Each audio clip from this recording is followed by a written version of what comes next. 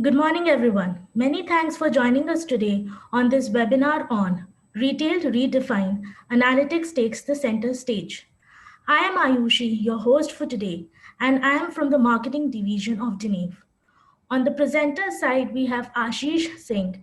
He is AVP and Head Business Analytics at Deneve. He has been in BI and data analytics field since 2007 and takes immense pleasure in building data-driven solution for our clients. Hi Ashish, would request you to switch on your camera and say a quick hi to our audience. Hi everyone, a very warm welcome to today's session. Thank Yeah, you Ayushi. Ashish. So before we begin, let me give you a brief introduction about Deneve. Ashish, if you could go to the next slide, please.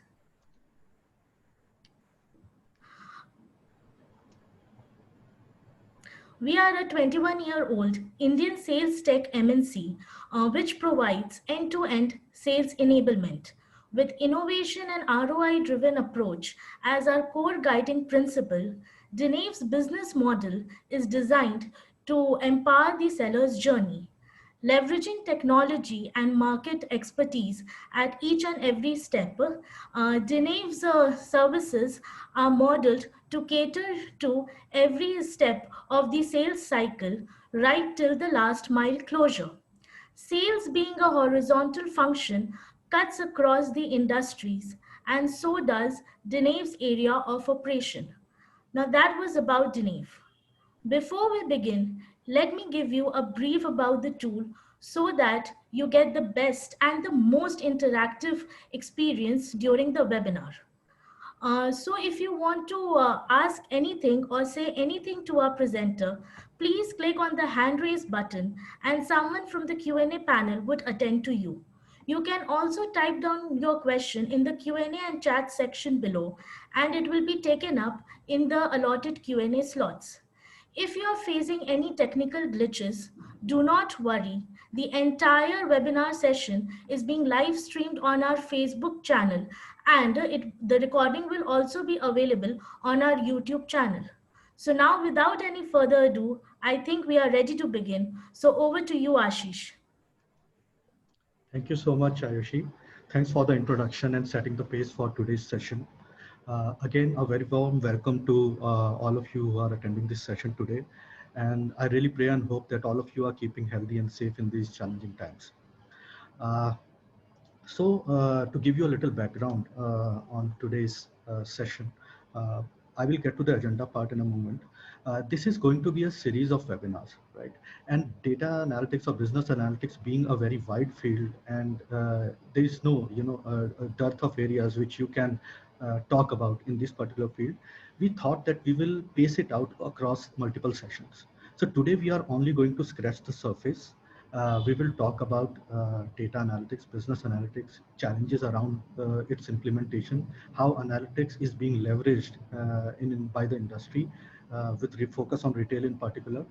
And then we will take it from there. Hope this today's session is, you guys found this session interesting and maybe you will look forward for further such interesting sessions as we move forward. Just to give you a little glimpse of what is going to come up in upcoming sessions is that even though today we will be talking about an overview of retail analytics and data analytics or business analytics in general, upcoming sessions will go a little deeper, where we will be covering analytics in action, where we will be showcasing different live working analytical dashboards, analytical solutions using some latest and cutting edge methodologies.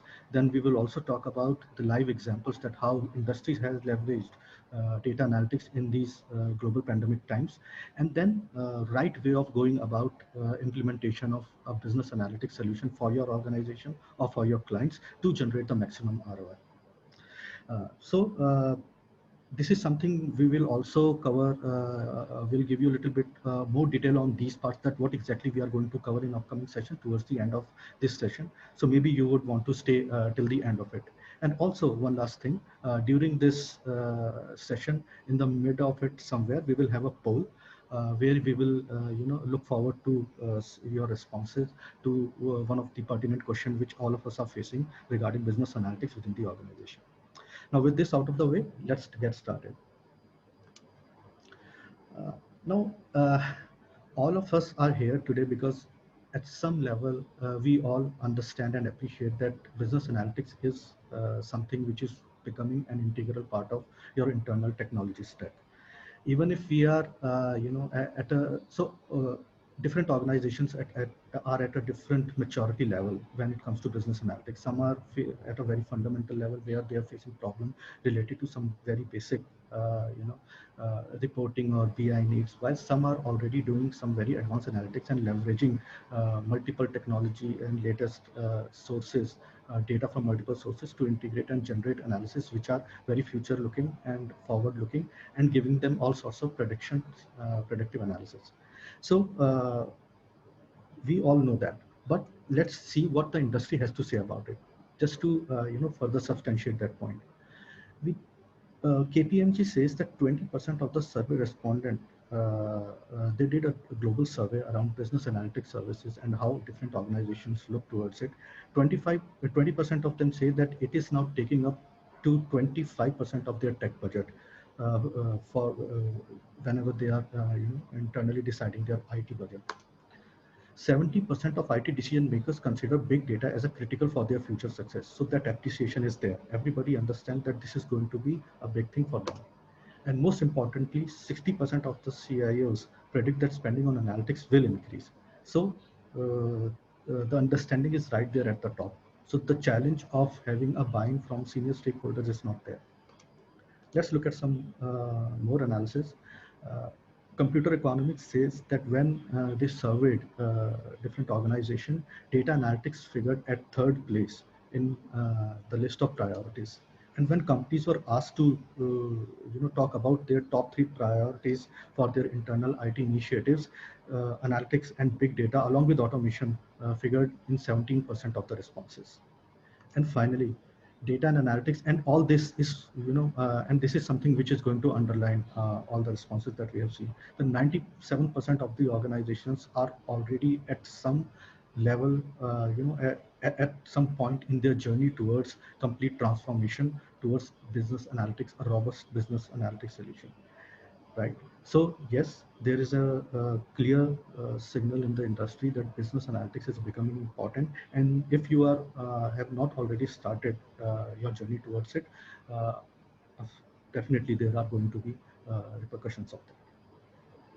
Now, if we were to look at all the responses, we did our own study and we came out with what are the top reasons which are mentioned by business stakeholders or IT teams when they look for BI or data analytics solution. So these are some of the reasons which are mentioned that why they are looking for a BI solution or business analytics solution.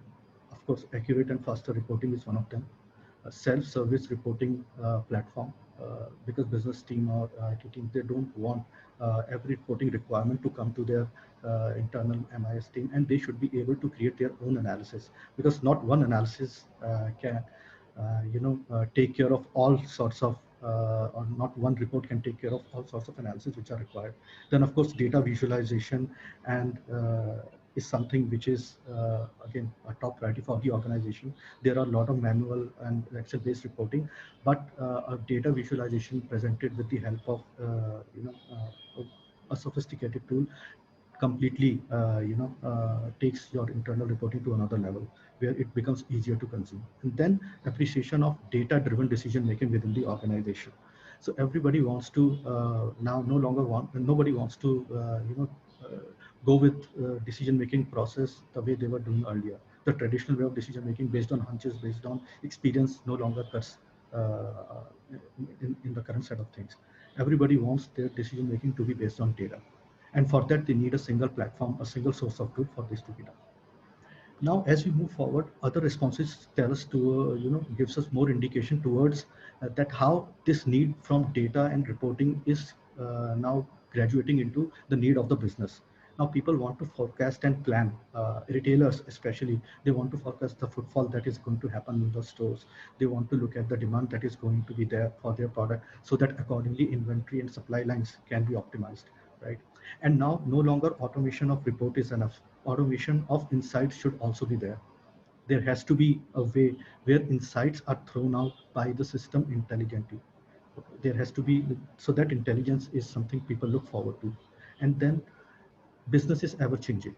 Business, and sometimes what is felt by, and most of the time it is felt by the senior management and the people, the business stakeholders, that their reporting platform or their reporting setup is not keeping the pace with the changes in the business which are happening.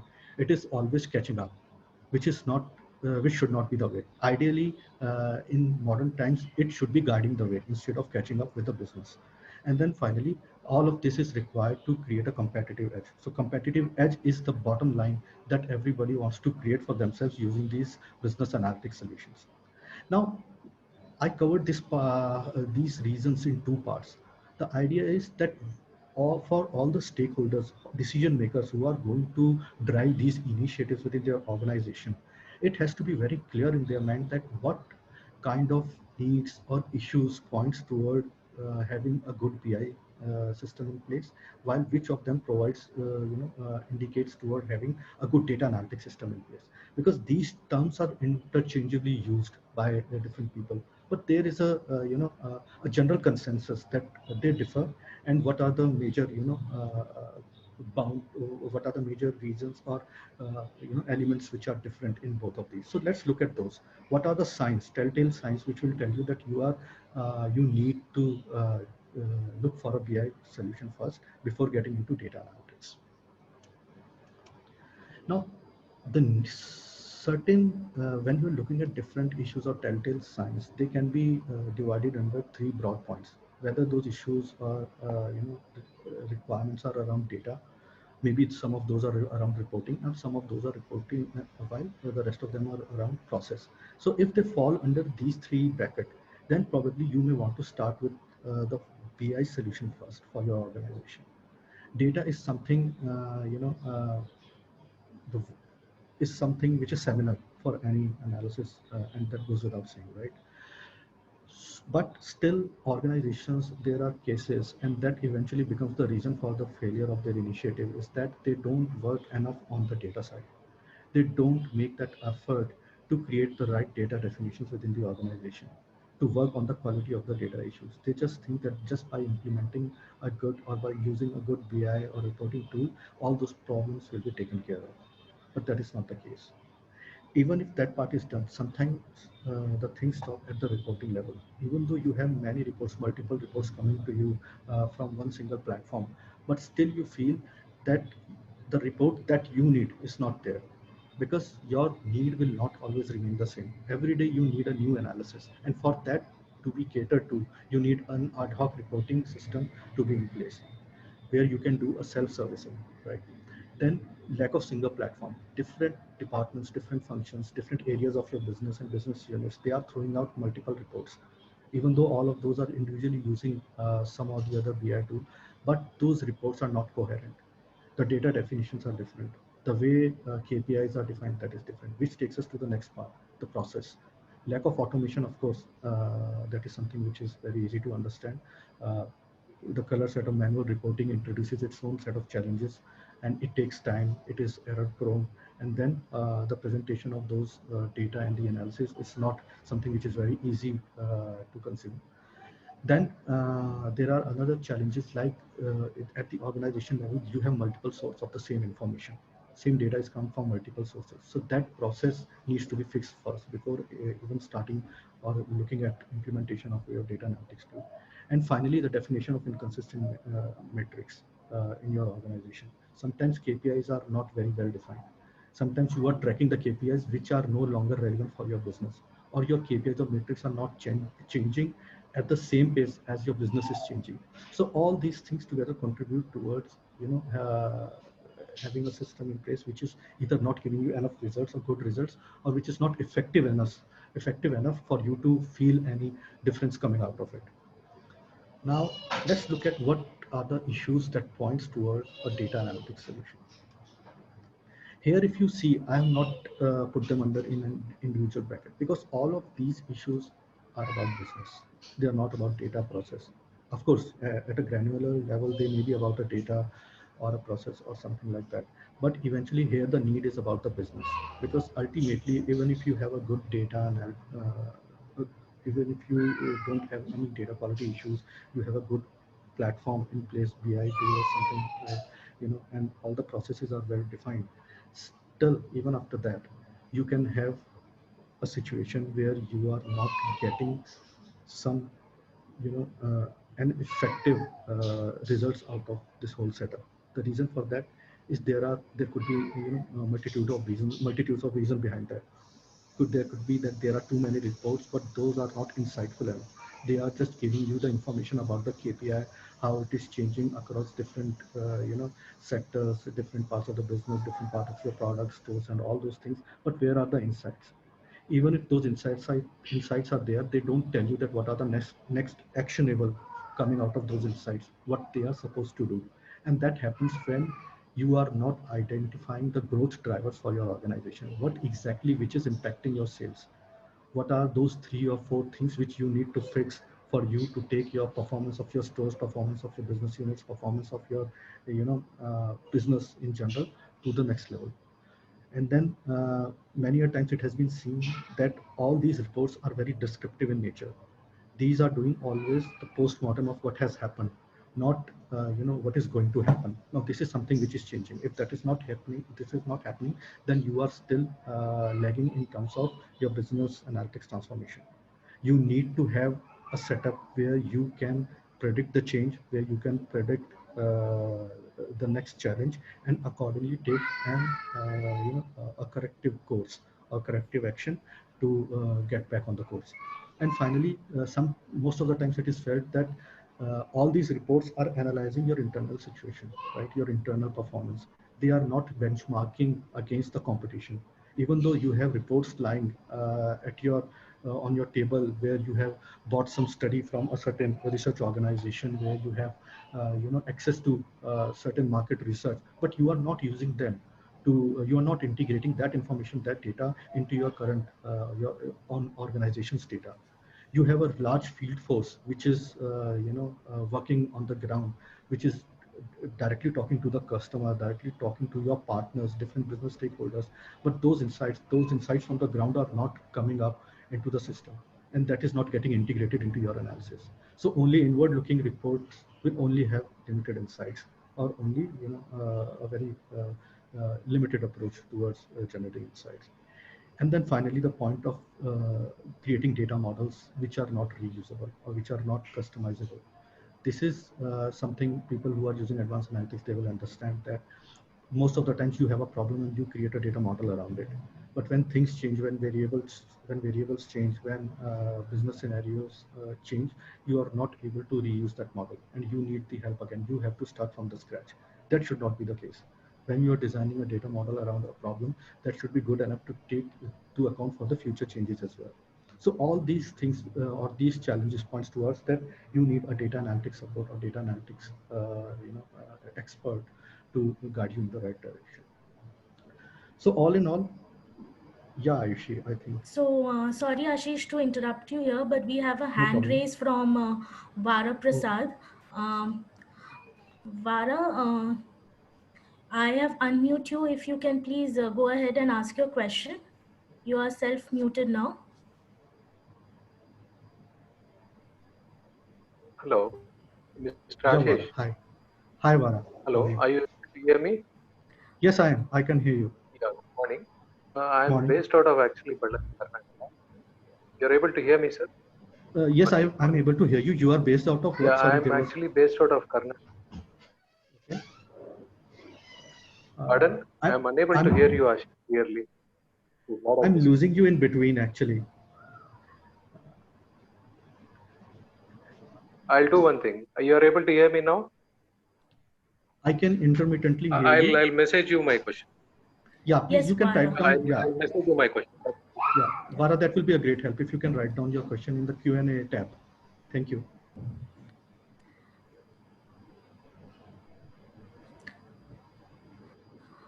We also have a hand raise from Ramasya. If you can, I've unmuted you. If you can unmute yourself and ask your question, please.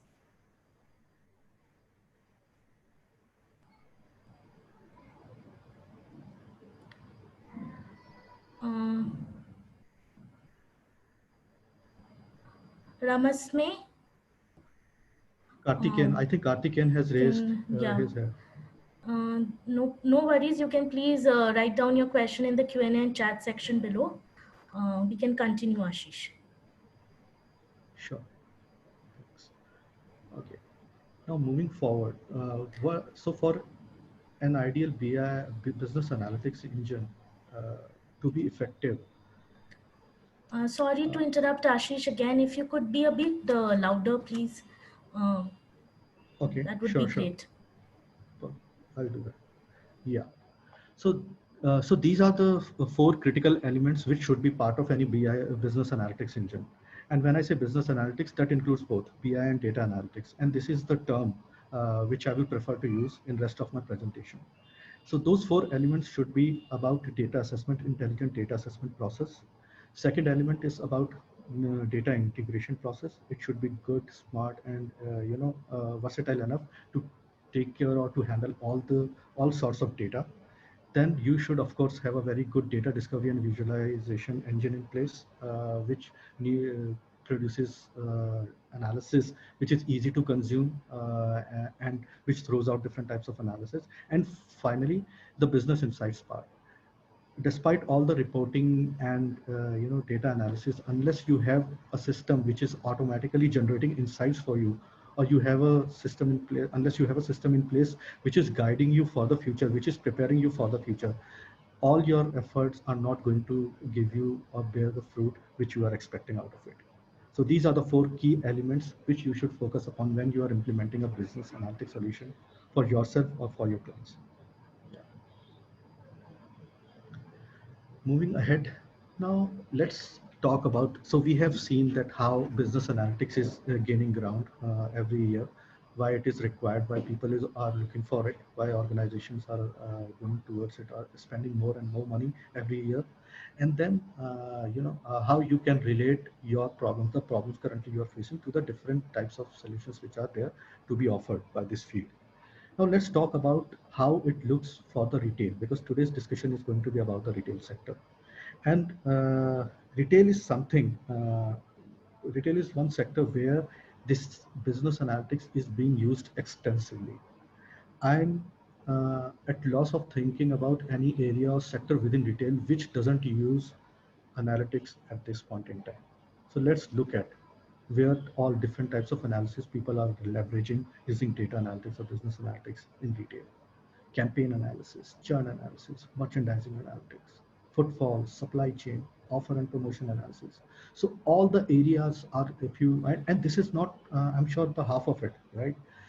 There are many more areas where business analytics or data analytics is playing its role, and daily, on the daily basis, helping out the retailers, and whether they are retail chains, they are brands, they are merchandisers, they are partners, distributors, suppliers. All of these are leveraging business analytics at in one way or the other, right? So instead of talking about each of these for the paucity of time that we have, let's pick some of these areas and talk about what companies, what the market leaders are doing or leveraging data analytics for. Now, dynamic pricing. Now, this is something which will first come to your mind, and pricing is something which is very, very important in a retail scenario, right? And it's not only about deciding the price of your product; it's also about deciding the markups and markdowns and making that process automated. Because in the retail sector, you have seen that how for apparel section, when season starts, there are introductory prices, then how discounts are applied over a period of time, and once the clearance sale comes, there are certain offers and bundling that happens at that particular time.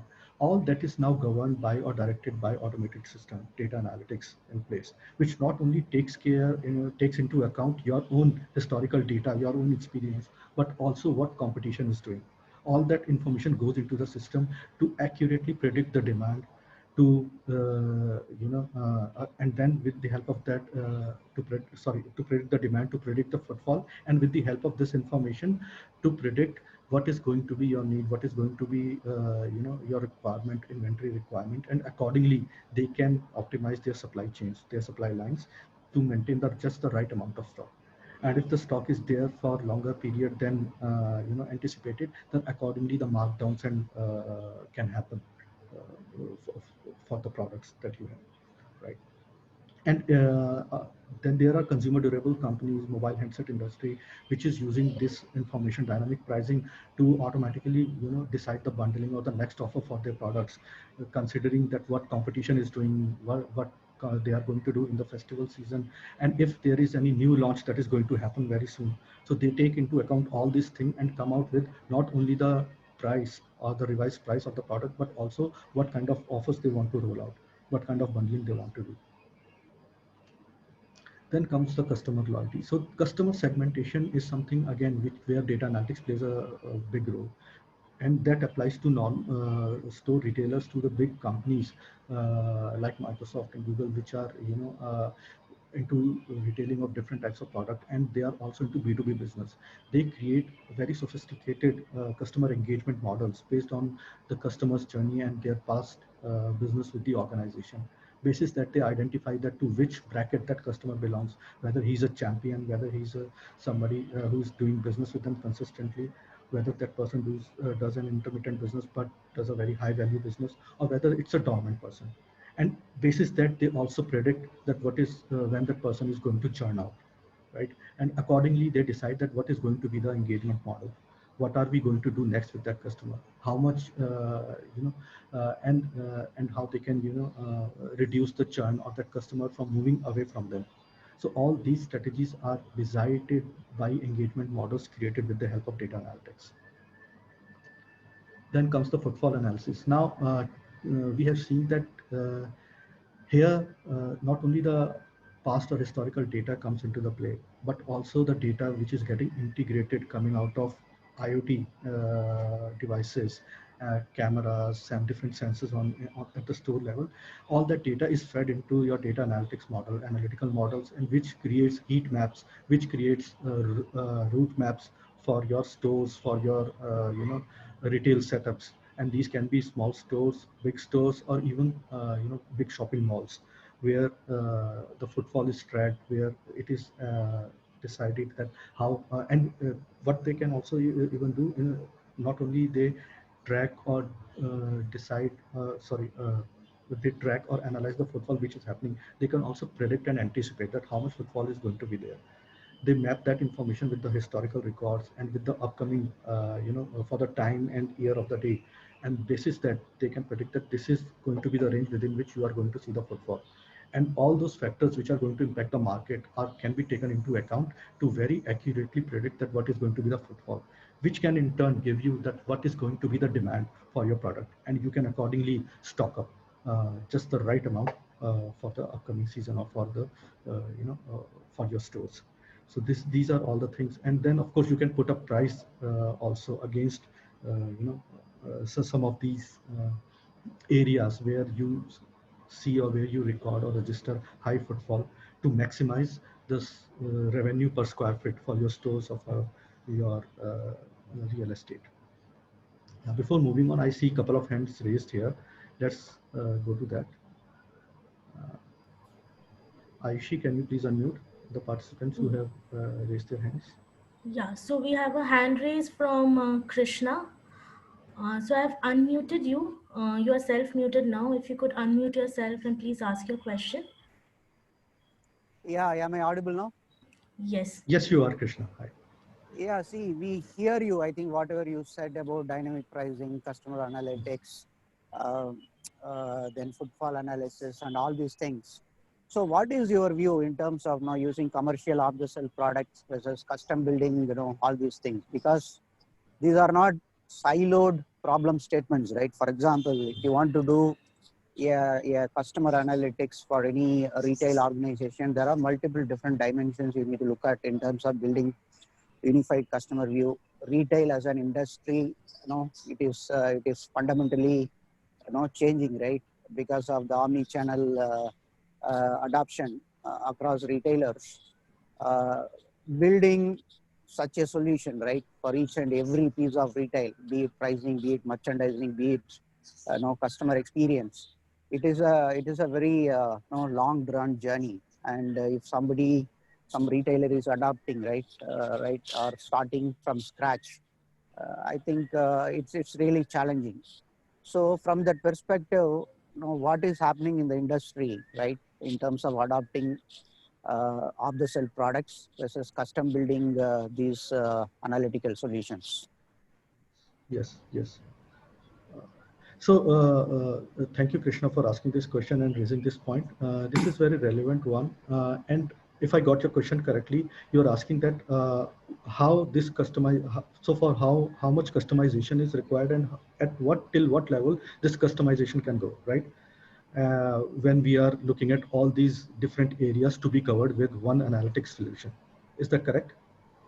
I am not talking about customization in terms of adopting, right? For example, uh, are retailers really custom building all these things brick by brick, or they are doing Okay. this by integrating multiple different products? Okay, because my experience with all these analytics, right, I think you need to, it's a very lengthy process, right? Because you need to do a lot of iterations, you need to fine tune the analytical model, then you need to do the A/B testing, then you need to evaluate the effectiveness of the model.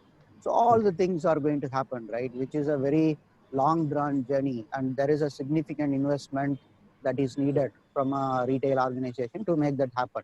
Okay, the short circuit approach could be taking a commercial available products, right? Be it SAP or JDA or any type of solutions, right, to address different aspects of the retail subdomains you are talking about. So what is happening in the industry in terms of adapting analytics? Is it a custom developed analytics that is mainstream, or integrating all these different products and deliver the capability? Is that what retailers are adopting? Okay. What is your view on I this? get your question. I get your question. Okay. So again, there is not one answer to your question because different companies, different organizations, retailers have different level of budgets and areas that they want to cover. So yes, it used to be a very lengthy process earlier because like every thing which is new, they were these models which are being created for retail setups. It was a learning process or learning curve for them as well. But now if you look around in the market, and here I'm not going to take name of any of the solutions, there are many retail analytics solutions. So it's a combination of retail analytics solution and consultation around it, because not one solution will cater to 100% of your need. They may take care of your 50 or 60% out of the box, because that is what is the part of the existing framework. If there is a retail framework which is expansive and sophisticated enough to take care of your multiple needs at one go, then it's a good point to start with. And that is what industry is doing. Even if you look at small retailers, and not only in B2C setup, also in B2B hyper retail stores, they are actively engaging in retail analytics, and they are covering all the ground in parallel. It's not like that they are implementing merchandising analytics first, or they are then moving on to the customer analytics, then footfall analysis. No, all these are already part of the existing retail analytics framework, at least those frameworks which are good enough for the current retail setup. And then happens the customization side of it. Now that customization is the part where you talked about the time taken is too long. But yes, that used to be the case, and still it is the case for some retail setups which are very, very niche or very, very different. But for most of the retail, because retail industry like manufacturing is a very old one, and there is a good science behind whatever is happening in retail. So it is, whether you believe it or not, it is relatively easier for retail to create different analytical models compared to any other sectors.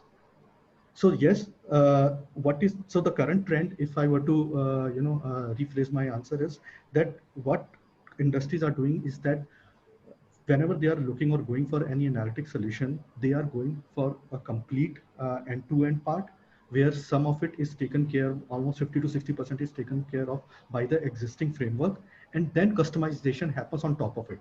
Because at the end of the day, your own data will be used to create your own data. Your data will be used to create your data models, your predictive analytical models, your different, advanced analytical models. All these will use your own historical data along with external information, and that will take some time to be trained. So that much time will always be required to do that level of customization. But yes, that problem of taking too much time is no longer that big a problem, unless you have the right experts working on it, on your problem or your setup, because that part, that knowledge, domain knowledge, is also as important as having the analytical background. I hope that answers your question. Okay, all right, thank you. Yeah. Thank you, Krishna. Thank you, Ashish. So we have a couple of questions in the Q&A chat section. We'll be taking it up shortly in the Q&A pit stop. You can continue, Ashish. Thank you. Okay, thanks. Now moving on, inventory. So what I'll do, some of these are something which are very easy to understand compared to some other analysis. Inventory management is something which has been happening, or inventory analysis, for a very long time in detail. Even if it is not there for customer focused analysis, or because some customer related, customer focused analysis based on IoT data, all these are relatively new, but this is something which has been happening for a long time. So I will not spend much time here. It is all about optimizing your inventory or supply lines to make sure that products spend the minimum time on the shelves or in your warehouse. So it's all around that only. It's all about predicting the demand and making the right decisions around it. Then churn analysis. Now this is something which is important for everyone, and not only for normal retail, but also for hyper retail and different brands, and especially those companies which are into very high value product. Churn is always it's a process where a customer starts its journey with an organization, with a brand at a point, and then eventually it goes through multiple stages, and finally it drops off. Now, to predict that, what you can do, you can, with the help of the data that you have, historical data, with the help of these churn analysis models, you can create a profile signature profile. Now that signature profile will tell you that, okay, this is the customer who is most likely to churn away from you. This because, and how do you create that? You take into account your historical trends, historical data, that this is the customer, he came from these kind of campaigns. That customer was acquired from these offers, or schemes that we ran out, or which we ran, or earlier. This is the kind of product that customer is buying. Maybe that customer is buying something else, some products from you, but most of the things from other retailers, right? So all these things, and then how much money that person is spending, all these, and there are many other factors which can tell you or give you a signature profile of the customer who is going to churn out from your system. Now, what you can do is to, after having that information, you can create a different strategy around these customers, because we all know reactivating an existing customer is much cheaper than reacquiring them again. Okay, to avoid that, you need a good churn analysis model which can predict, and then over a period of time you can reduce the churn rate in your organization. And this is something which companies are now actively using, because that is the first thing that everybody wants to target.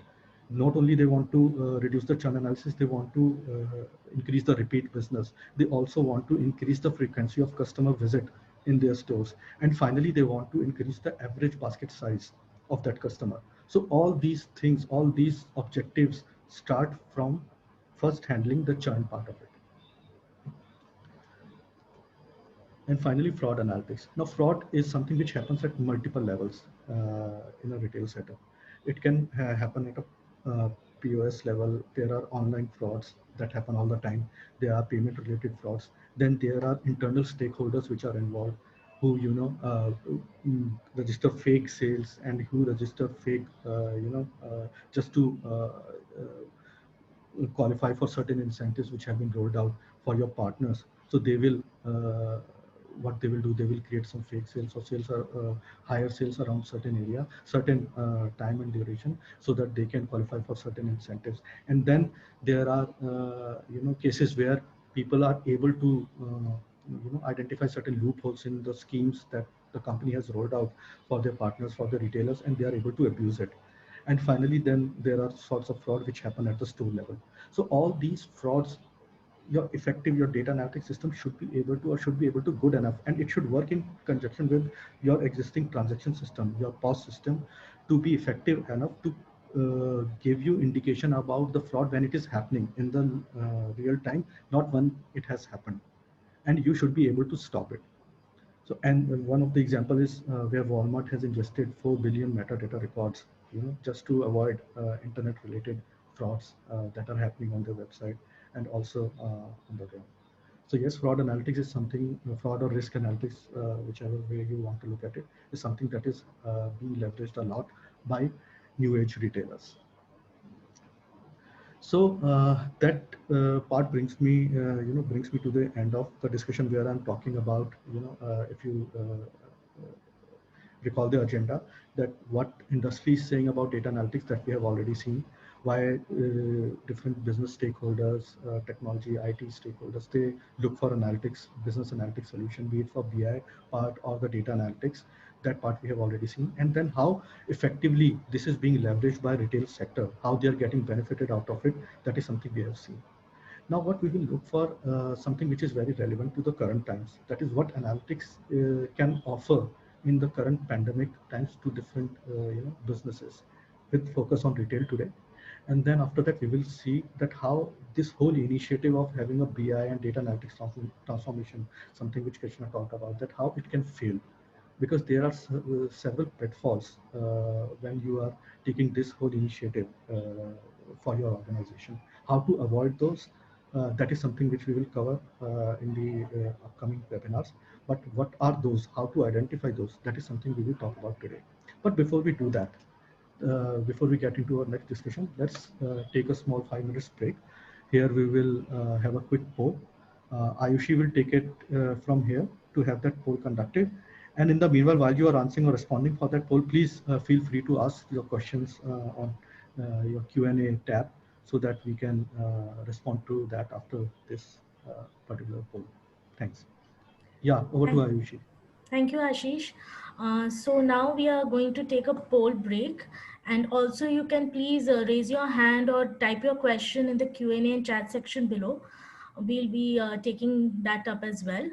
So now I'm launching the poll. It must be visible on everyone's screen.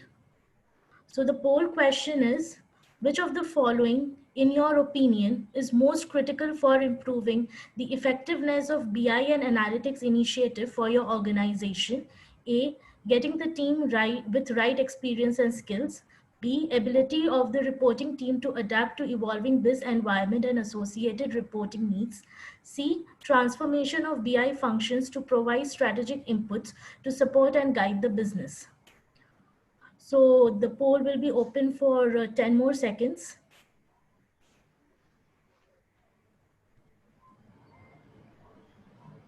So we are seeing some interesting responses. Yes, Ashish.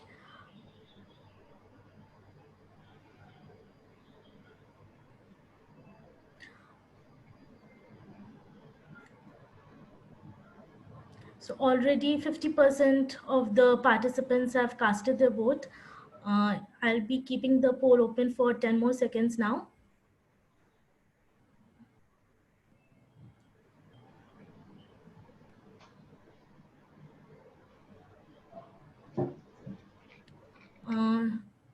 So now I'll be closing the poll. And here are the results. Isn't it interesting, Ashish, the results?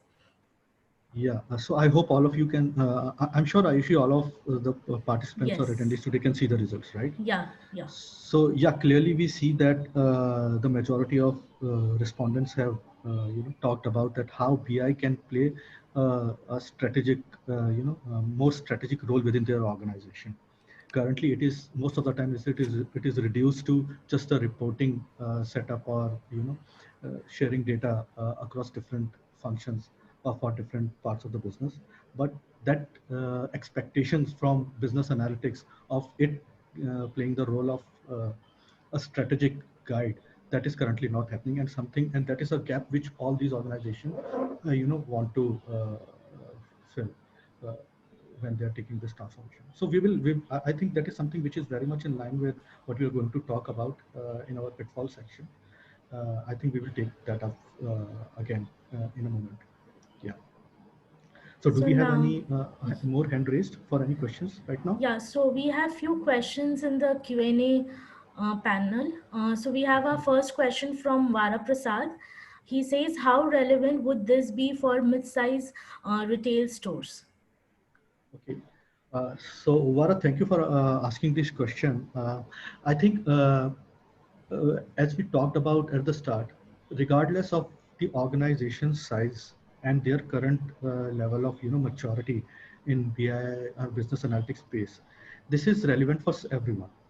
Uh, Everybody needs some level of support from data analytics, from business analytics, because this is something which is which is now a given. If you are not using it, that doesn't mean your competition is not, right? And they are probably already leveraging it.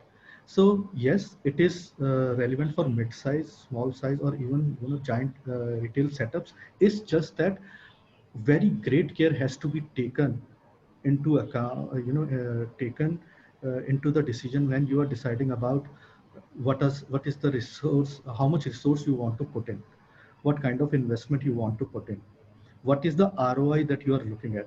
That is something which has to be quantified at the very start of this initiative. If you haven't done that exercise, if you haven't laid out in front of you very clearly that what are the results that you are going to expect out of it, then eventually this is going to fall below the expectations that you have. So yes, it is relevant, and it all starts from taking care of the problems which are a priority. If the data and reporting system is not in place, probably you may want to fix that first, and then you move on to a more detailed level of data analytics, because that will create the right platform for it. So yes, again, coming back to the point, it is relevant, very much relevant for mid-size retail stores as well. Yes. I So hope I that answered your hope, question. yeah, so I hope, Vara, that answers your question. You are also self-muted. If you want to interact any further, you can unmute yourself and you can ask any other further questions through Ashish. Thank you. I got the answer. Okay, thank you, Thank you, Vara. Vara, for asking the question. Now, Salil has asked how we can analyze churn analysis or lapse customer data in petroleum retail outlets where there is a good amount of moving or transient customers. Okay, so again, this is something analysis of, like I said, when we were discussing about churn analysis, there are several, multiple variables which play a role, and same is, true for all sorts of retail outlets, whether petroleum or otherwise. It's just that how much data, because you will have information in petroleum. There is a, unlike normal retail store setup, you have a very limited number of very less information about the customers who are coming to your outlet, right? And so you may have to work with a very small set of sample, very small set of data, but that doesn't mean a good or accurate data model cannot be created using that data. You will still have certain information. You can create some Salesforce automation setup, which captures some information about the people who are coming to your outlet, like their demographic data, like the kind of vehicles that they are using. That can be reflective of some reflection of their current status or their current income level around that. Then around the time, because how, what is the kind of schemes. There are multiple schemes which are over a period of time rolled out by these petroleum or fuel outlets. What was the response, past response around that? How many customers were acquired? Did you capture some information of those customers who were acquired? Did they do repeat business? How many of them, how many of those cohort which were acquired with those scheme, they came back? Then you can compare such different schemes, that which was gave you the best output out of those initiatives. So yes, there are ways. Of course, we can talk very much detail outside of this session today, where we can talk in detail that how different sectors, retail outlets, whether it's petroleum related, consumer durables, apparels, all these setups, they utilize churn analysis and how, in fact, they create churn analysis model in first place. So that is something which can be done. It's just the accuracy of it at the start, and then once the model is trained over a period of time, it becomes more and more accurate with more and more data flowing into it. I hope that answered your question, Salil. So Salil, I've unmuted you. If you want to ask any other question, you can please unmute yourself and ask the question. Hello. Hi, Salil. Yeah, hi. Thanks for the answer. That answers my question. Thank you. Thanks. Okay.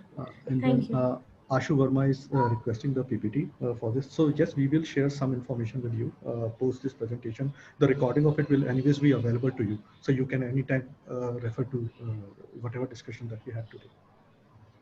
Thank you. So we can continue. Over to you, Ashish. Salil, I think had asked one more question. I think we can take that up towards the end of the Sure. session, right? Yeah. Okay. Now let's move forward. Now, since we are already looking, we just discussed what was the result of the poll. Let's also look at the survey response to the survey questions that we had asked at the time of registration. And here you can clearly see that how different organizations have responded, how different respondents have responded to the questions that we have asked. If you look at the first part, key challenges in the current reporting setup, that is reporting performance, time consuming, manual and prone to errors. So which is basically, and you can see staggering 80% of the respondents are feeling the need around that area, which means the basics are not right at this moment for most of the organization. And trust me, this is true for big MNC and big multinational chains as well. When we work with them, when we talk to them, this is the same problem that they are facing. Even the top 5 technology companies, they are every day facing these kind of problems. So it is not something which is only about your business. And see, in the jest of having a business analytics system or solution in place or an infrastructure in place, people just don't take care, care to first chart down that what exactly they are expecting out of it. Have they taken care of the fundamental issues? Have they chosen the right tool? So all that ultimately, points towards that what is going wrong in their current setup. And some are not even using it. They are not even aware that this is going to add value to that. So this is indicative of that. And then to the next question, current state of BI analytics setup in your organization. I think this was clear from the first response itself, but further substantiated that 84% of them are still at the basic reporting level. And there could be a number of reasons of it. Maybe they still don't see that there is a benefit, a clear benefit out of such initiatives, or maybe they don't have the right set of skills or expertise, or maybe they don't have the right guidance in the sense that from where to start, which areas to be covered. So that is where why we are having this discussion today. And finally, looking for professional advice to solve your current reporting challenge. Here, if you see 75, look at the current state and the expectation, right? So that is why there is such a huge gap. 75%, 74% of the respondents think that it should, they need a reporting challenge, or they need some professional advice around it, right? Because everybody knows that they need it. They are feeling the pain around these areas where they are not able to currently analyze their existing setup, not even at the basics, even in its most basic form. So obviously, they need some help around it.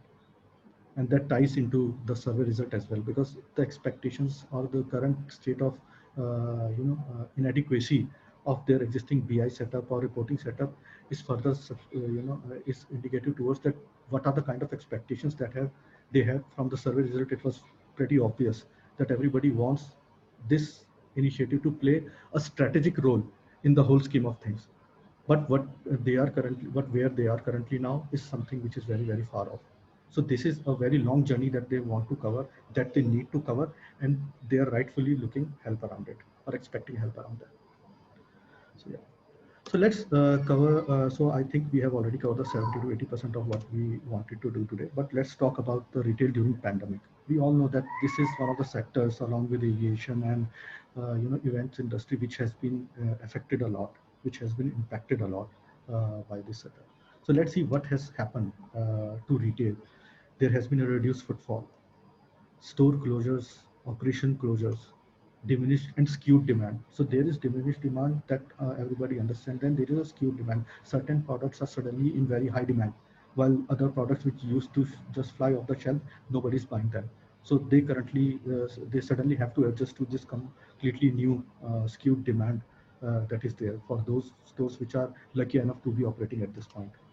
Then supply chain challenges. Supply chain challenges are twofold. First, due to skewed demand, they come immediately or they suddenly need, new stock. They suddenly have new stock requirement or inventory requirement for those products. But then, due to goods and product movement embargo, there is a drying up of current supply lines. So that is creating another set of challenges. Then shift towards online channel. Now this is something for those who were already present or those who had omni-channel present, they even they are feeling some pain around it. But for those, especially those retailers which had primarily been had their focus on the offline part of it, now they have to adapt to this new normal where customer is shifting towards online, and they have to now decide that how to go about it. How do they make their presence online available? How do they fulfill the need of those customers who are willing to go online instead of coming down to their stores? Then drying up of cash reserves. So all the expansion plans, all those new initiatives which were in pipeline, they have taken the backseat because cash has dried up. And so and that's not only at the company level, even the lenders are not supporting the companies anymore to continue the business in difficult times. Store modifications, because now there are new guidelines that how stores should operate, what products to be sold, how the product should be displayed along the store, how to manage the movement of customers. All that requires modification of their current setup, their current layout, the current way of doing business, creating those self checkout places and all those things. That is creating another set of problem. And then finally having keeping the employee motivated, keeping the employee retained. Now employee retention is another challenge. So what those stores which are operating, uh, those who are still having some sort of operations online, they are facing these challenges, that how to keep the employees motivated, keep them retained. And then which is a new challenge that is being thrown by this pandemic situation. Now if we look at all these issues, this is how retail players are coming looking to overcome these challenges. Now what are the kind of steps that they are taking? They are looking to move from offline to online if they were not already. If they had a hybrid system already in place, they can further expand on that. If they did not, then they need to now create and some or the other form of their online presence. Then consolidation of stores is happening.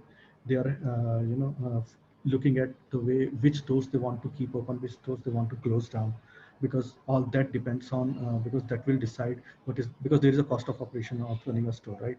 And then they have to take these hard decisions that which store now only need to continue in the business. So all these places, and then there are places like which product lines, service lines they need to continue with, which expansion plans need to be halted, and if they are going to halt the expansion plan, how they are going to create a growth story for themselves. And finally the inventory management system, because that is always there for any retail setup. Now if you look at right side, this is where they are leveraging analytics when they are making decision around these key points.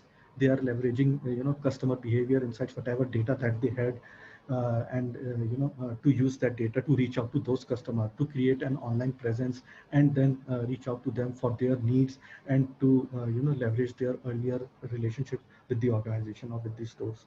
Then they are doing a store level analysis. Now they are identifying the growth factors or demand and pattern, not only at the overall company level, but also at the store level.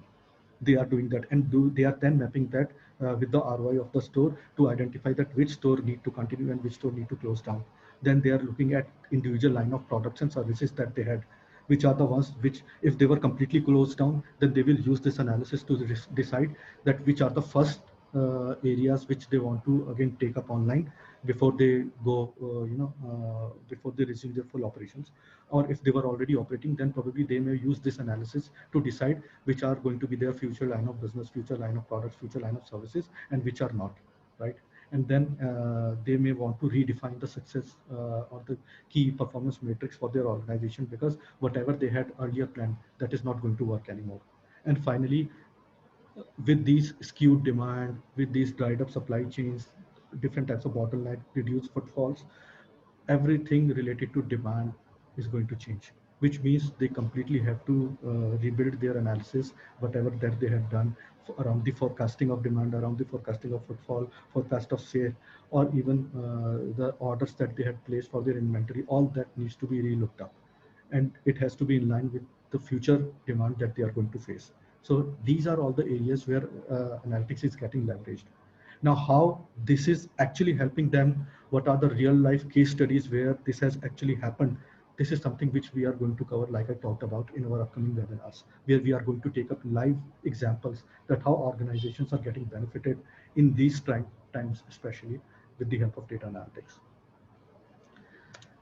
Now comes the final part of the presentation, avoiding pitfalls. We all, now it is something which all of us understand that, and it was clear from the survey as well, that why BI or business analytics is required and where we are. But now that just that thought or that understanding or appreciation is enough? Can things still go wrong even if you know that this is something you need, this is something which will give value to you? Let's see what the research and data says. Data says, and this is by Gartner, 70 to 80% of enterprise business intelligence initiatives fail. Now, why do they fail? They say vendor interest. Maybe the vendor that they have hired, they are pushing, they have a interest around a certain set of tool which is not the right fit for their current needs. Maybe the company did not do the right tool assessment. They should have done or taken the time to identify which is the right tool for them. Maybe they gave preference to ease of use over capability, because this is something which is very natural to any of the users. If you give two solutions to the users and ask them to share their thoughts, they will always talk positively about the one which is easier to use, and that is easy to understand as well. But that is should not be a thumb rule for all data analytics solutions. Some sophisticated problems will need a sophisticated solution. For that capability of the tool and the people who are working or who are using the tool to create the solution, that is more important than the ease of use. Maybe a general reporting system should have ease of use prioritized over it. But when you are talking about a very key business problem, or you are analyzing a very key business or strategic business problem, then you should probably look more into the capability of the solution rather than ease of use of it. Training over hiring. Everybody believes that they can train their existing set of resources to become their BI business analytics experts. And finally, new skills. It is not appreciated enough that new set of skills are required. For example, one of the example is IoT of things, because the data that is generated by these newest technologies is completely different from the traditional set of data that we are accustomed to look at. Now that requires a completely new set of skills. How that data will get integrated into your existing setup. That is something which all of us need to understand. KPMG says that, and this is further reinforced by these points, that 81% of though they have understanding of customer needs, they collect the data. So everybody is able to handle the easier part of it, where they are required to create, collect the data, start this initiative where they are acquiring, so their tool or with the help of their transaction system, they are able to get all the data that they have. But when it comes to the analysis or using that analysis for customer to improve the customer engagement, to improve the customer experience, that is not happening. So this end-to-end closure of the loop, that is not happening. Maybe they have started the initiative, but they just stopped there. They got the insights, but what they did with that insight, did that go back into as your current setup as a feedback, and did you do anything with that? Now that is something which is again contributing towards the failure of such initiative. And then let us look at the final study, which is done by Alteryx and RetailWire. Alteryx is one of the top business analytics tool product in the company. Here you can clearly see the high numbers at the top, that how many companies, how many retailers are already capturing the shoppers' insights. They already believe that this is very essential to for their department's performance, to use these insights, to use customer insights. But if you look down there, you will see that only 16% of them think that they are capable enough to use these insights, this data, to generate useful or to harness the maximum out of this data. While 24% feel that they don't know what to do with it, while 60% of them still trying. They are still trying, they are still getting there, but they are not there yet.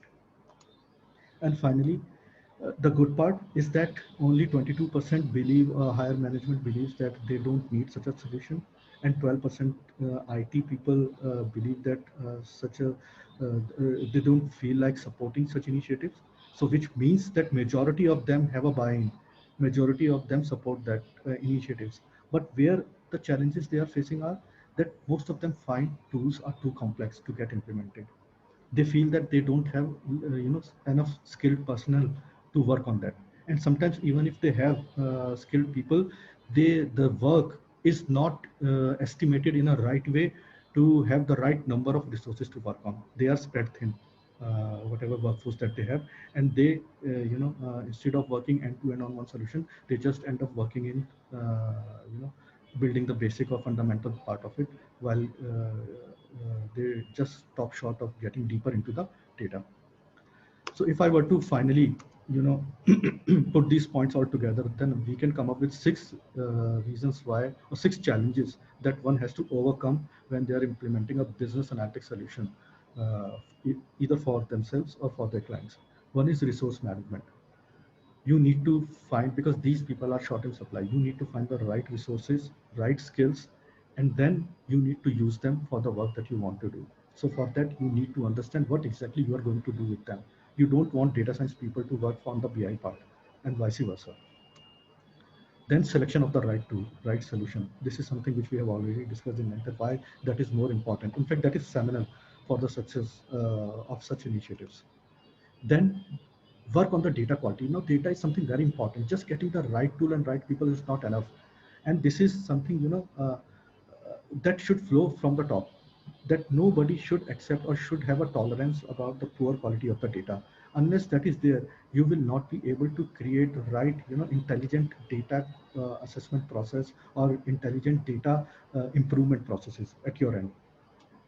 Then data is in silos. You get maybe there are multiple teams and they are using their own set of analysts and own set of BI tools, but that data is not talking to each other. And that is especially true for big, large organizations. And then they have, plethora of research reports, survey reports lying on, lying in systems somewhere, but that is not getting integrated into, but that intelligence is not flowing into their existing setup. So that is something which should be avoided, or that is which should be taken care of. Then right model of analysis. Those who are going to create a churn model, churn analysis model, those who are going to create a forecasting or planning model, they need to choose the right model for them. I talked about that, how a model should be reconfigurable, recustomizable, right? And it should be, sophisticated enough to include as many variables as possible.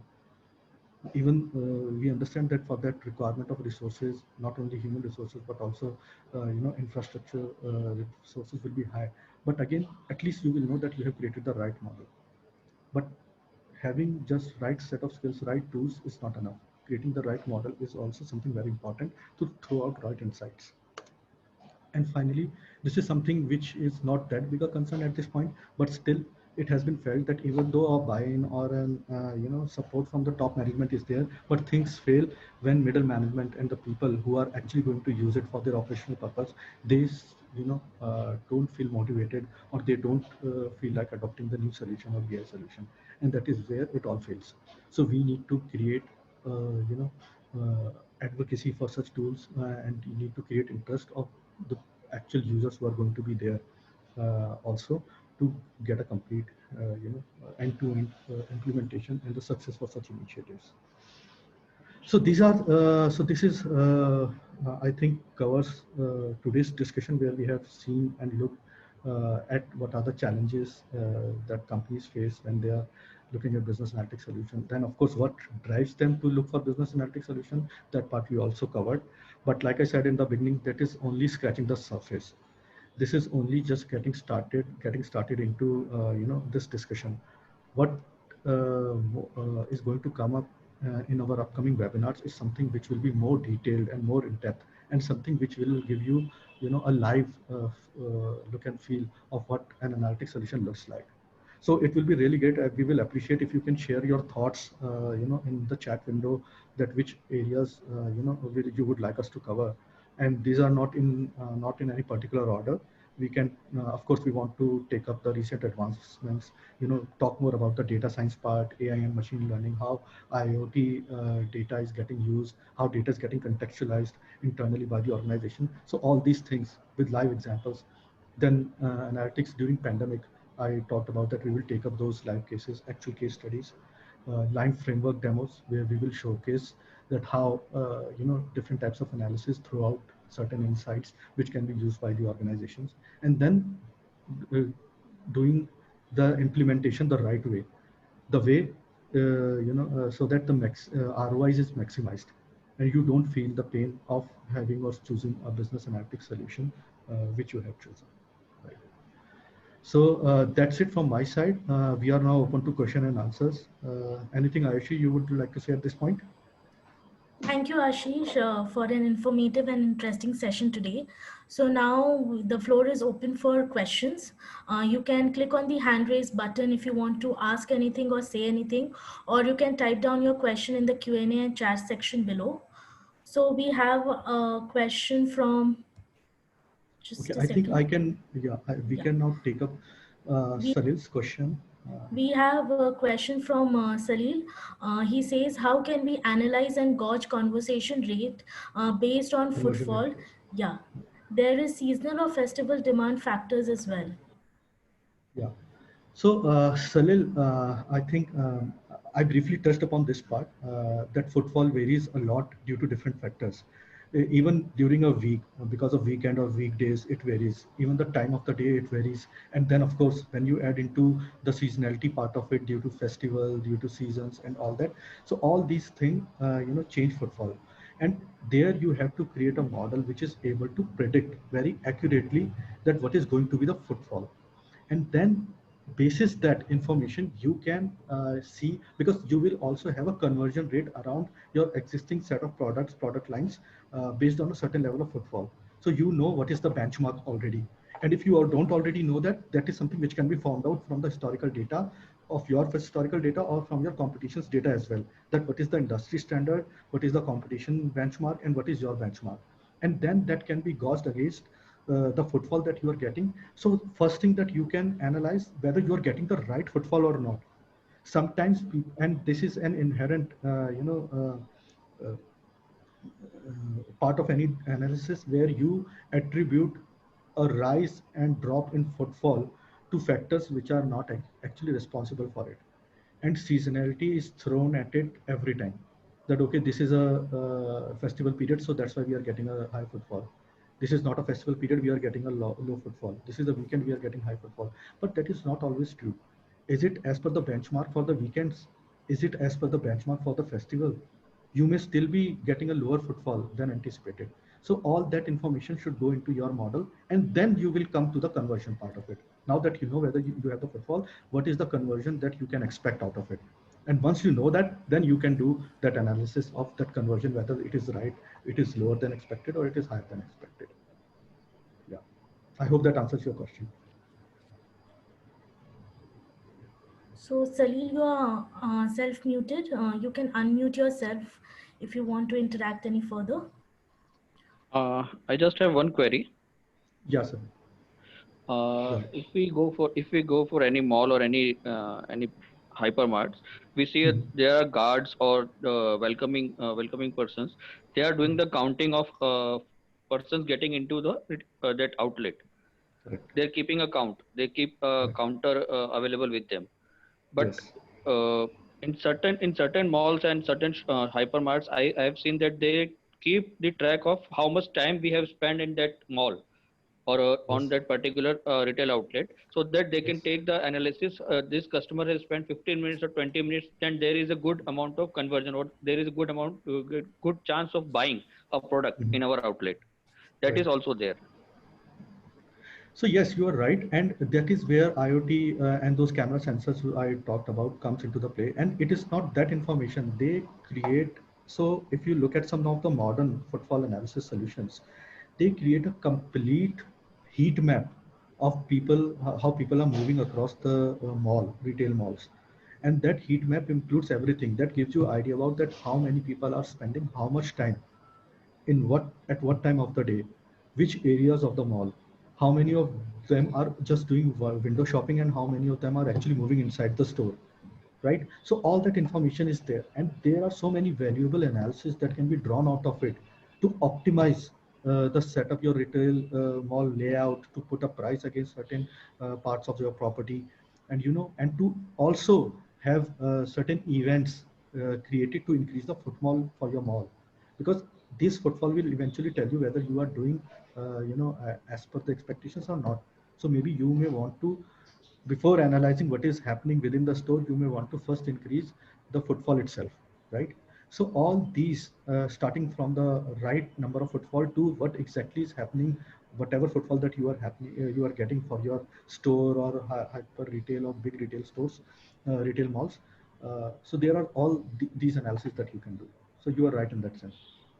Yes. So thank you, Salil, for your question. We have another question from Mohammad Irshad. He says, which software are you using for data analytics? So, hi, Shad, thank you so much for asking this question. So there's not, one right answer for it. Like I said at the time of, looking at the challenges, we use multiple software. So do our clients, right? And we are not here, talking about that which platform is right. It's just that there are n number of solutions right out there in the market. The most important part is to choose the right one for your needs. Sometimes your need could be as basic, which can be handled by the free version of any software.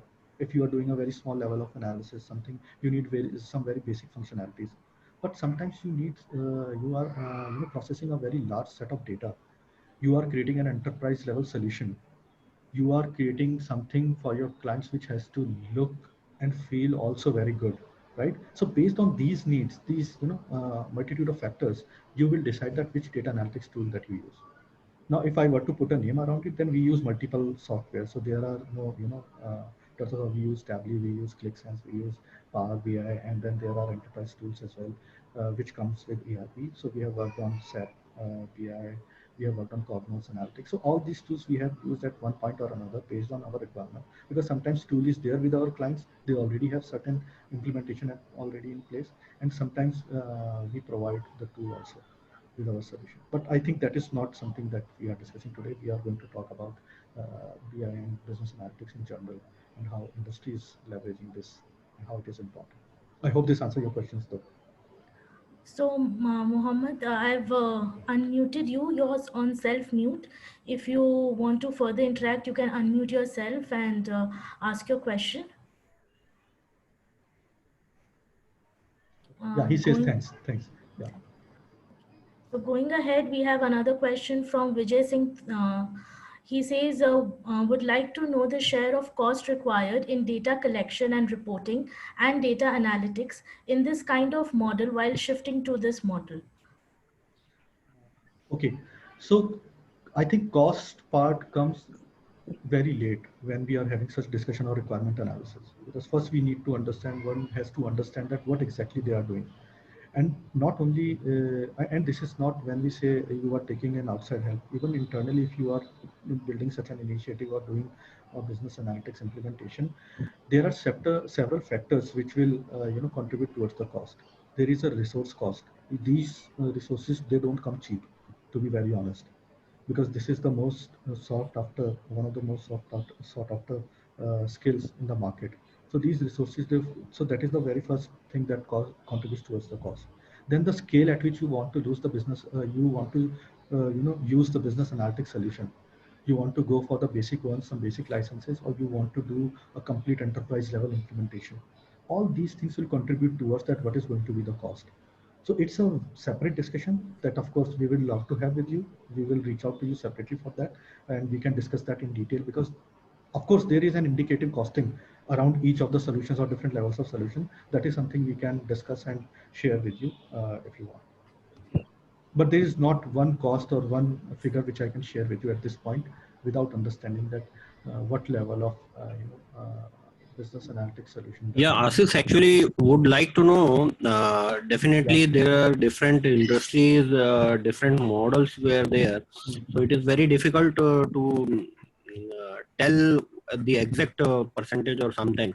But for a normal mid-size of retail outlet, if they are presently in traditional mode and want to shift to this mode, this new technology mode, then would like to know out of 100 what would be the percentage of cost for data collection and what would be the percentage of cost for analysis of that data, because what I believe is the data collection is most important thing, and for data collection multiple resources or multiple points would be there to get the accurate data, and definitely they would have to be trained or whatever. So that's why just would like to know approximate kind of thing. What would be the percentage for the of cost which has to be invested in data collection kind of thing, or means till date what is the study? That So would like I don't have any numbers ready with me, to be very frank, around this. But when you say data collection, you are talking about internal data collection or data collection from outside of your organization? Or is it a one-time exercise? definitely inside, means from the retail counter itself. Okay. Okay. So I think so. Like I said, that I don't have any numbers readily available with me at this point where I can put a percentage around that. What I can do I can take that back to my team and can come back to you with exact numbers or some indicative numbers around it. Because like I said, data collection can be a manual process or it can be an automated process as well. There are tools, and Teneo also has some proprietary tools which create an automated solution around collection of data if it is going to be a repetitive exercise. But if it is going to be a one-time exercise, then there are different ways of doing that as well. So let us just have that discussion, start that discussion around it, and then probably we can take that up in detail. Is that okay with you? Okay, thanks, Ashish. Yeah, no problem. Thank you so much for asking the question. I see one more hand raised here. Yeah, we have a hand raised from Ruma. Ruma, I've unmuted you. You can please unmute yourself now and ask your question.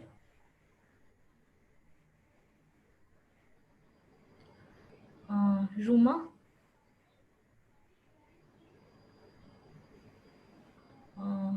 Hello, you could hear me? Yes, Yes, we can Ruma. hear Yes, you we now. can hear you. Hi. Hi. See, it was a real good presentation and a very good insights. I just wanted to know, like the last person, he checked on to the same similar question. I think it is on the same pattern. How much of these, you have already like thoroughd out? It's been readily implemented. Have you checked that how much does this analytics taxes the Indian market particularly? Because it is very much different. I mean, leaving the COVID season aside, we have not like turned out in a very profitable situation, basically.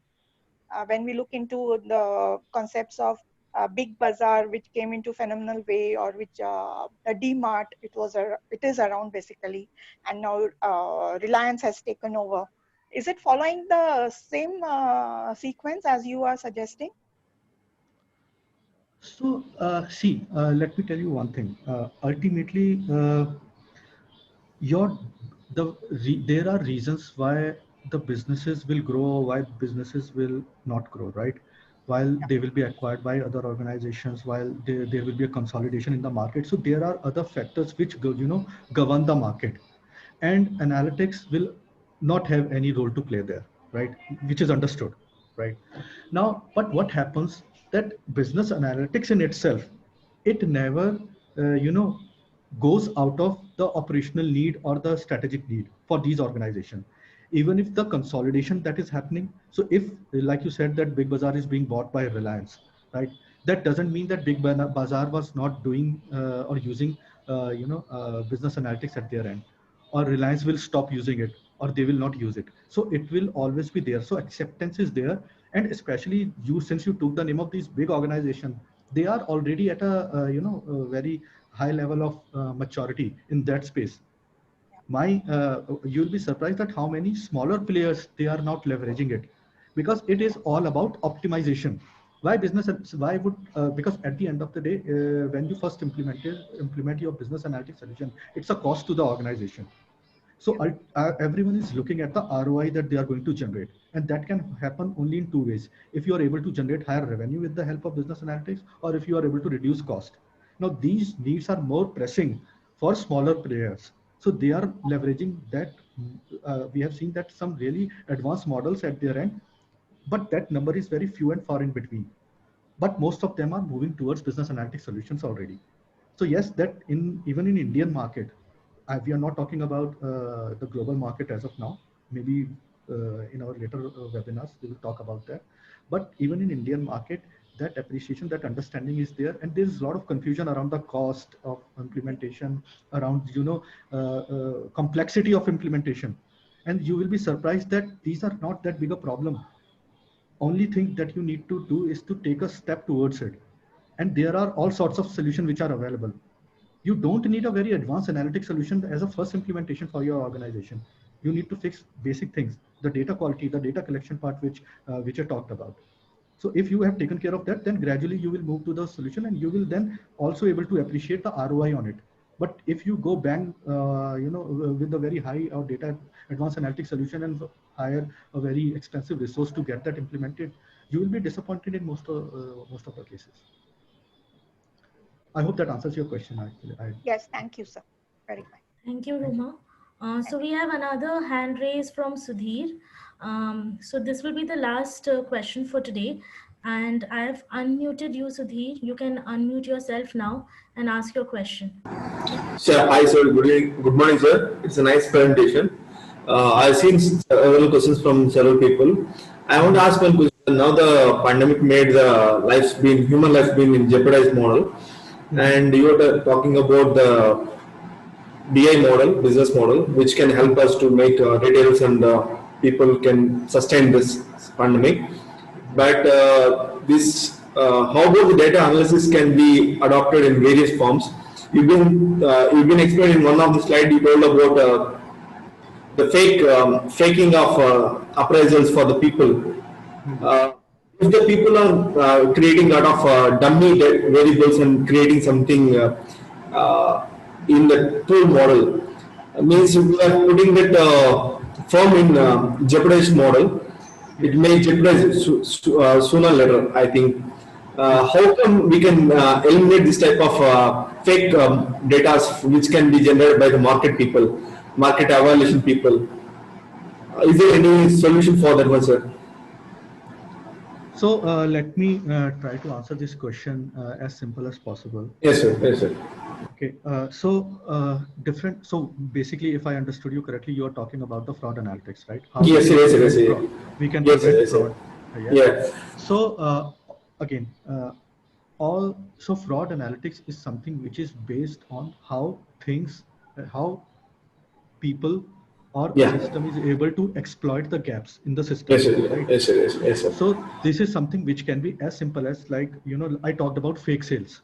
Right? Yes, sir. Yes, sir. Fake sales. So there is a certain pattern which can tell you, but just by looking at the sale, that it is a fake sale or it is not a genuine sale.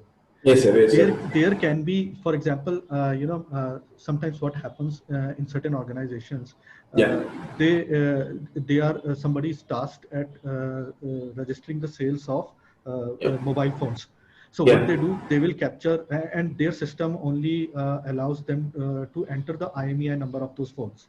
Now, what they do, they will randomly capture IMEI numbers of 2 or 3 boxes which are there in the store, and create their own IMEI numbers.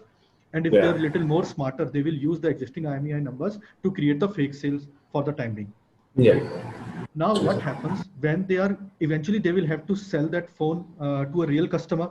Now, what fraud analytics does is, if they are putting in a fake IMEI number in the system, it will automatically tell them that, okay, this is a number which is not valid, which is invalid. Okay. At the same time, it will throw out an analysis for all those phones which were sold, in the last 2 or 3 days of the month. Yeah. And all those IMEI numbers, they will check back with the universal data and throw out that analysis that, okay, these many sales seem to be fraudulent. So you may have to recheck that, right? So that is something which will go to the supervisor. Another thing that can happen is that somebody's someone mentioned in the question that there are people in the store who are required to register the footfall. How many people are coming to the store? Let's say somebody thinks somebody is responsible, that person who is capturing the footfall, he is also responsible for the sales that is happening on the counter. Okay. And let's say that person is at the mobile phone counter or a laptop counter within the store. And there, that person, now he has to, there is a very low sales, this is happening. He has to justify that sale to his higher management. What he will do, he will try to game the system. He will try to put lower footfall to justify tomorrow that my sales are low because the footfall was low in the store, right?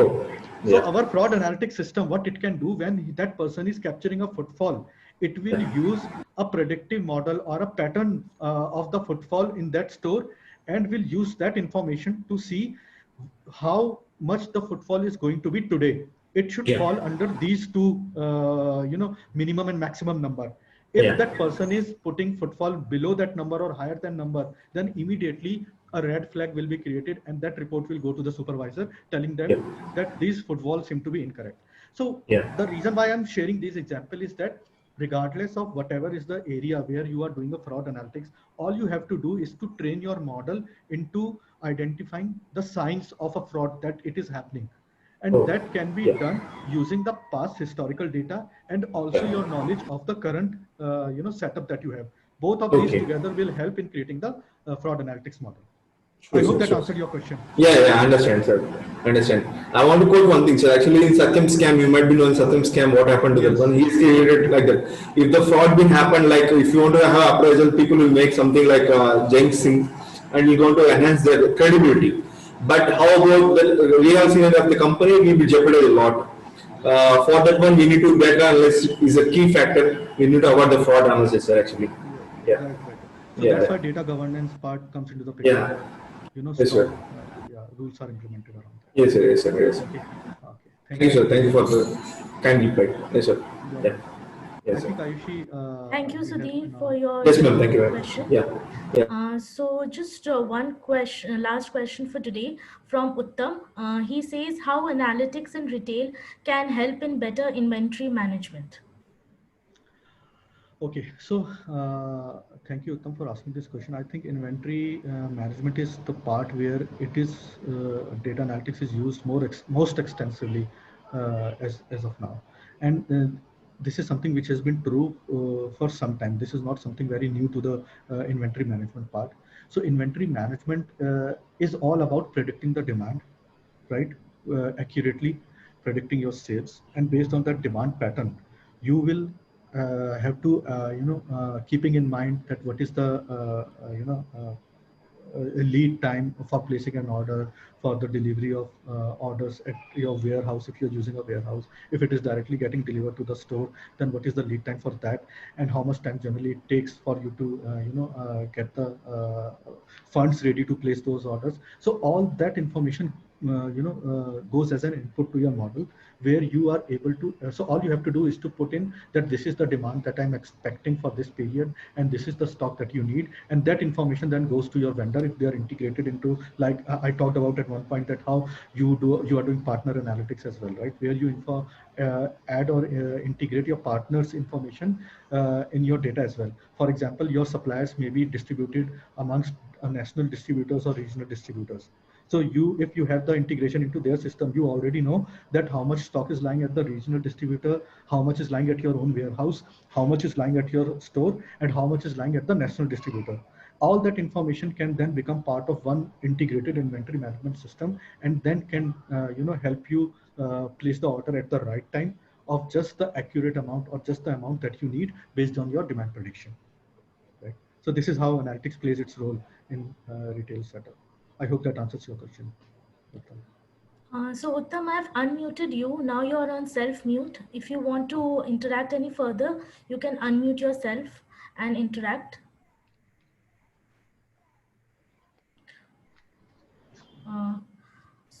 Ashish would request you to kindly go on the last slide, please. So for those of you whose questions we were not able to take up today for paucity of time, or those of you who were not able to ask your question because of any other reason, you can write to us on webinar@denave.com. Any feedback, any suggestion, basically anything, we are all ears on this ID. The entire webinar recording will also be available on our YouTube channel. Apart from this webinar, our previous webinars along with much more informative stuff is also there. So do spare a minute for it. Once again, thank you for being such a wonderful audience. Take care, stay safe, and have a great weekend. Thank you all. Thank you so much for being part of it, and hope to see all of you in our upcoming webinars. Thank you. Thank you, everyone. Thanks, Ayushi. Thank you, Ashish.